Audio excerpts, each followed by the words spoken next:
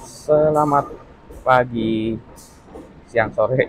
Assalamualaikum warahmatullahi wabarakatuh. Berjumpa kembali dengan Budi Raharjo di Padepokan Budi Raharjo. Kali ini saya berada di stasiun Yogyakarta ini. Kelihatan deh. Itu.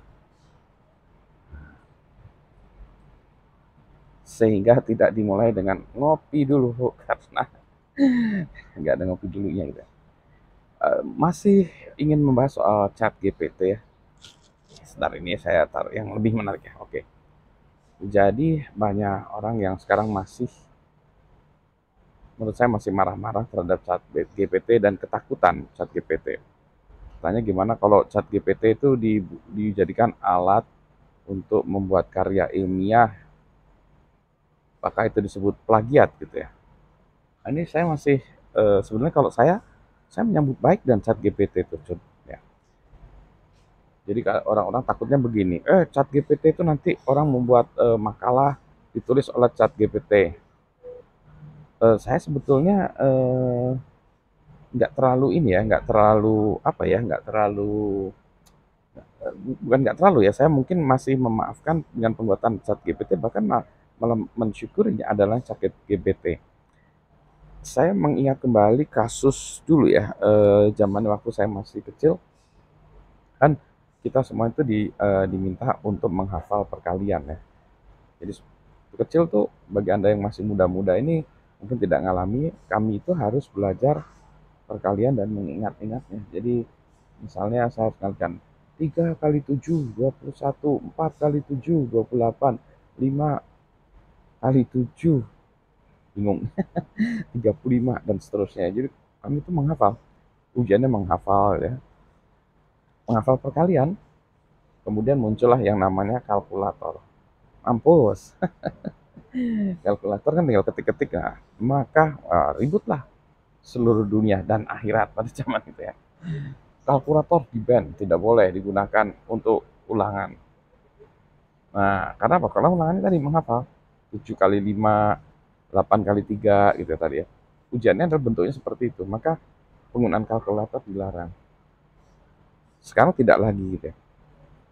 Kalkulator nggak ada ceritanya sekarang ya. Kenapa? Karena ujian-ujiannya meningkat. Nggak ada ujian lagi kali-kalian kayak gitu. Nggak ada ujian tes kali-kalian gitu.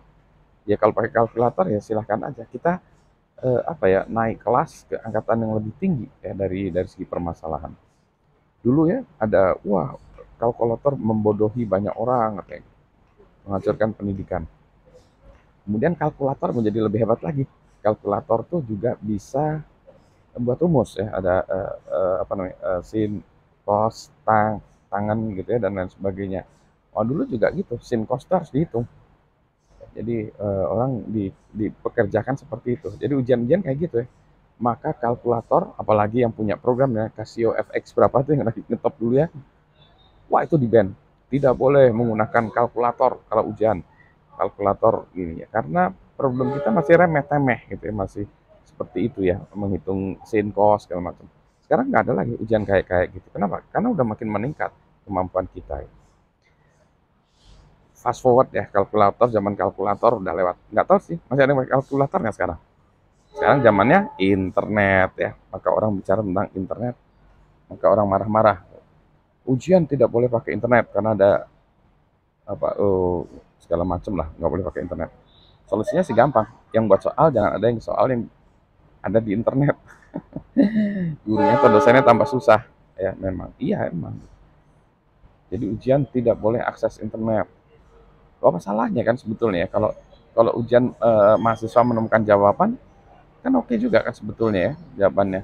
Jadi kalau orang menemukan jawaban, misalnya kita menghitung ada kereta api nih, ada kereta api jalan dari Solo ke Jogja dengan kecepatan sekian gitu ya. Terus ada misalnya kecepatan kereta api berapa ya? Mungkin 80 km per jam ya. Kemudian ada mobil berangkat dari Solo ke Jogja juga dengan kecepatan 40 km per jam. Mobil yang dari Solo ke Jogja itu jaraknya beda ya jam itu. Terus kemudian dia berangkat duluan 15 menit. Nah, hitung sampai di Jogja, yang kereta tadi yang naik kereta atau naik kereta atau yang naik mobil sampai di Jogja jam berapa? Kemudian kalau misalnya saling susulannya di mana, gitu ya. Jadi, nah itu yang menurut saya permasalahannya lebih menarik ya, itu ditanyakan. Nah, yang kayak kayak gitu kan boleh aja menggunakan kalkulator ya, masalahnya gitu ya. Nah, kemudian juga ada menggunakan internet. Pertanyaan kayak gitu kan, kalau menggunakan ke internet harus nanya yang benar juga ya. Demikian pula ketika orang menanyakan pada internet, dia juga harus tahu dan dia harus tahu bagaimana menanyakan. Tapi kan Pak, kalau orang di apa pakai chat GPT kan tinggal nulis saja, nanti chat GPT yang menulis semua gitu kan ya. Nah itu dia gitu ya, yang masa suatu saat nggak boleh ya, masa nggak boleh kita pakai apa yang namanya Microsoft Word, nggak boleh pakai Microsoft Word, harus ditulis tangan ya. Apakah gitu ya ujian-ujian kemudian hari harus tulis tangan gitu ya? Apakah juga kita nggak boleh pakai kalkulator, nggak boleh pakai itu? Nah, berarti kan dari segi pertanyaannya juga kita harusnya meningkat ya, bukan pertanyaan lagi yang menghafal kali-kalian karena udah ada kalkulator.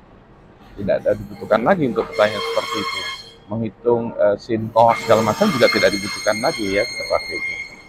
Hal yang sama juga meningkat kita. Pertanyaan-pertanyaan yang bisa dijawab oleh kalkulator dan internet ya, tidak perlu ditanyakan lagi gitu ya. Jadi kita tanyanya menjadi pertanyaan yang lebih di atasnya lagi. Pertanyaan yang lebih more analytical.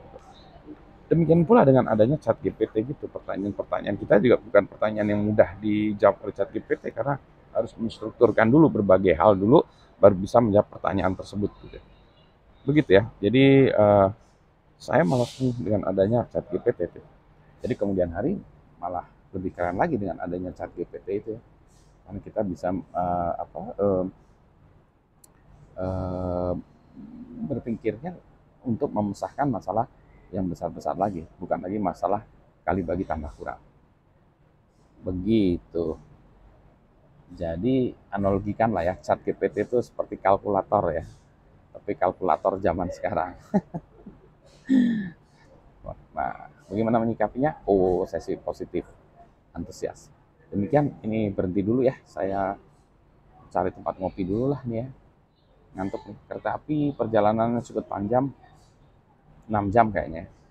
Kalau membuat konten 6 jam susah. Maaf, beberapa hari yang lalu juga begitu, karena saya harus berangkat pagi, jam 6 udah harus berangkat, belum sempat buat video, dan belum sempat upload sampai di ke tempatnya juga gitu.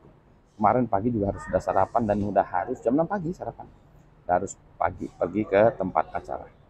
Dan ini juga kualitas videonya, mohon maaf, ini kualitas video yang direkam dengan MacBook on the fly. Ini mikrofonnya juga mikrofon tempelan kayak gini. Mana ya? Kelihatan. Ini, nah, ini mikrofon clip on, jadi suaranya tidak sebagus mikrofon yang biasa ada di rumah. Tapi setidaknya ada kabar cerita dari saya, semoga pagi, siang, sore, malam ini Anda bisa mendengarkan dan bisa belajar. Sehat semuanya ya, sehat semangat. Assalamualaikum warahmatullahi wabarakatuh.